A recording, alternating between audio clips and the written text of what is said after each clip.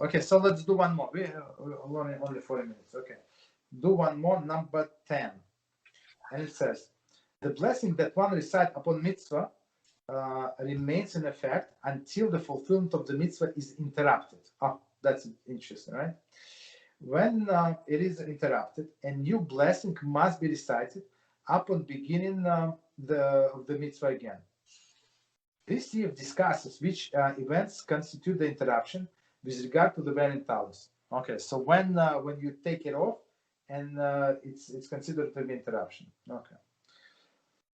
One who takes off his Tallis with intention to put it back on right away, even if in the meantime he had gone to the bathroom, right?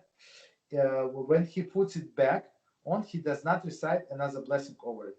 Or for example, you take a shower, right? You can, I don't know, in 15 minutes, whatever shower you take, 15 minutes. So it's not considered an interruption. Okay, but because your intention was, as we just said, to put it back on. Okay.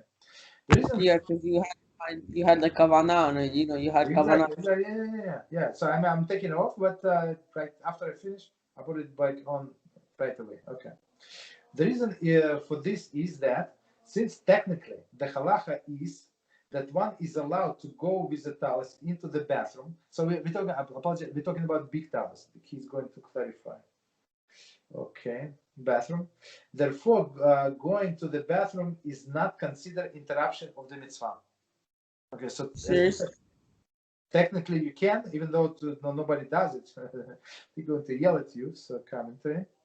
According to halacha, it is permitted to bring Tallis into the bathroom. Huh? Okay. However, it is proper to avoid doing so out of respect to the garment worn for prayer. See Mishnah Brura. So basically, what is Tallis? Is a piece of cloth, or whatever is it, right? And we only see you ceiling. Not this. Okay, no problem. So it's big, like piece of material, like 4-corner garment, and it has all of the tzitzis. So basically, unless we would use it only for prayers, so it would be no problem. So like we go in our small Tallis, where we go to the bathroom, there is no problem.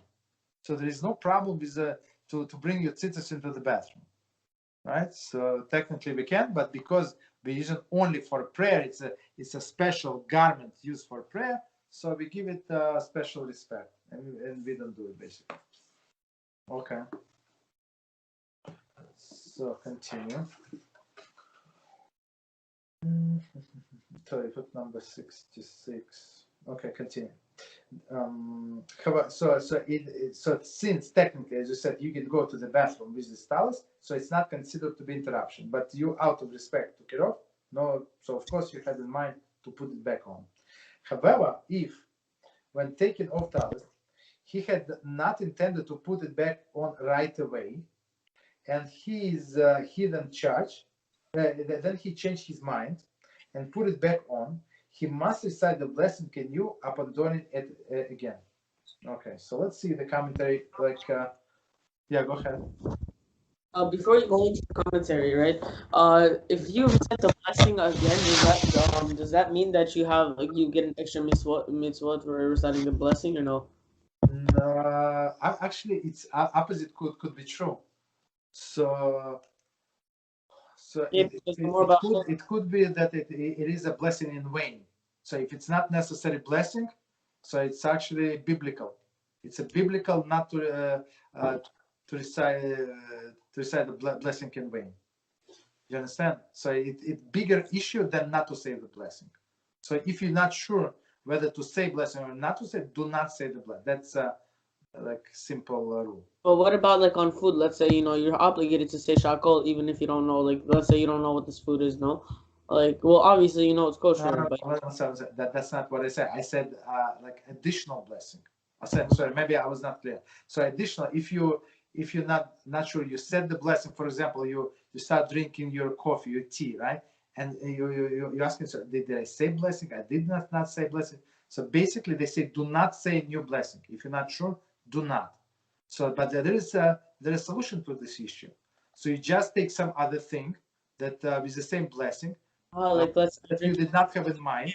Make blessing on that shikha. You take a piece of candy, piece of chocolate, right? You say blessing on a piece of chocolate and have in mind your tea or coffee, and that's it. It is covered. You understand? Yeah, I understand. So that's the solution. But second time to make a blessing on this tea or coffee, absolutely forbidden. And unless for sure you know that I completely forgot. I don't know, maybe like I would say here's the situation. So he was talking on the phone. He was excited, whatever, to talk to his friend, and he started drinking water, for example, right, without saying blessing. So after he hung up, he realized that he did not say blessing. So this would be clear that that he didn't say blessing. So this scenario, he will be required to say blessing. But if you're not sure, don't say it. But what if he already drank all the water while he was on the phone with his friend?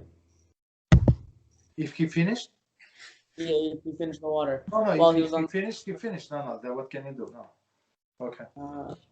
So yeah. So that's another series that we're planning to start. The Halachos of Brachas.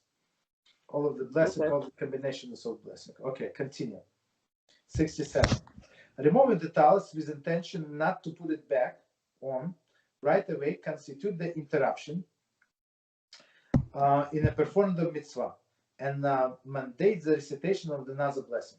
So basically, I'm not sure, for whatever reason, he took it off and he did not have intention to put back on, whatever the situation was, and now he changed his mind. So now he needs another blessing. If he took his tallis off with no specific intention in mind, then the law depends on whether he was wearing the tallis katan at this time. Oh, very interesting, right? So if meaning if he put it, if he didn't have intention to put it back or did not, so if he wore the tallis katan, right? If he was wearing the tallis katan, he does not recite the blessing anew upon donning the tallis gadol. Okay, so that's the solution of the issue. Understandable.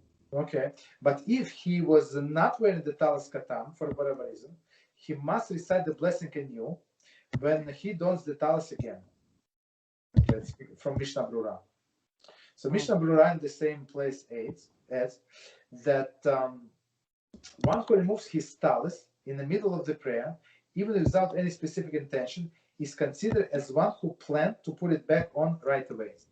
So basically, I don't know, maybe for whatever reason.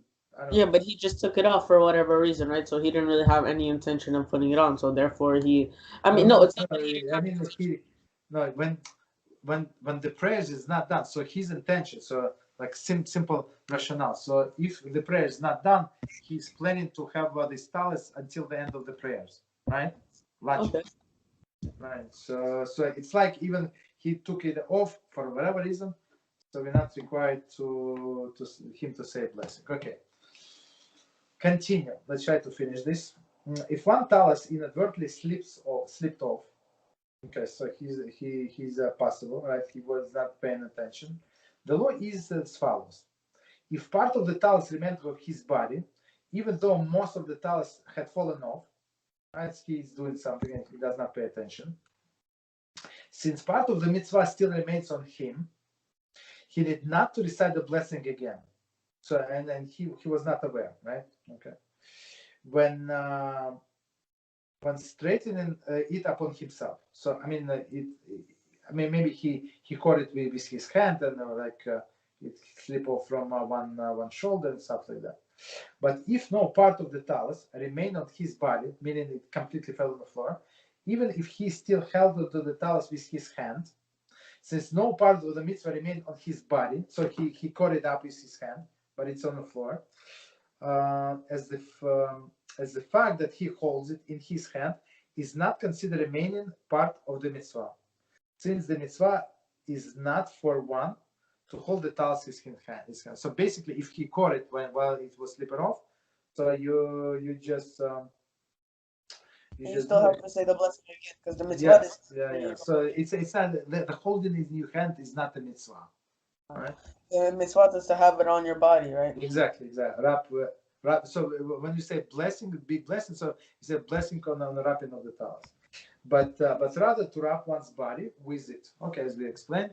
Therefore, since he is now totally bereft of the mitzvah, so there is no mitzvah, he must recite new blessing when he puts it back on. Okay, commentary. Although according to many authorities, one removes the Tallis Gadol, he does not recite another blessing upon putting back on, as long as wearing Tallis Katan at this time. In the case of the it accidentally fell off, he is required to recite another blessing even in this instance. So very interesting. So before we said if he completely took it off, so he knew what he was doing, and he did not have in mind, I'm going to put it back or not going to put it back, and he has his small tzitzis on, right? So he does not say the blessing because he had. But if it like fell and he did not see, I'm not sure how. Why would somebody not pay attention? But I saw it many times happen. Many times it happened, right? So in this case, since he was inadvertently, right? So he has to say a new blessing, even he wore the new tallis, small tallis. If this happened to him in the middle of the prayer, when he is a point in which he is not permitted to interrupt this his prayer by reciting blessing on the tallis, for example, in the middle of Shmona Esrei, okay, possible, he should put the tallis back on immediately, but not recite the blessing then. Rather, he should wait until the point of the prayer, which is allowed to recite the blessing, take the tzitzis ring in his hand and recite the blessing. Okay, so we stop here. So basically, as you understand, in the middle of Shmona Esrei, we're not allowed to interrupt, right? So he can put it back on, right, with his tallis, and say blessing when he has time, like after the prayers, like. But the best thing that's in my mind, like the way I see it, when you pray, put it on all the way on the head, so there is no way that you can miss it. That it's off your head. You understand? And plus, it helps with concentration, so you don't see you don't have a lot of distraction from left and from right.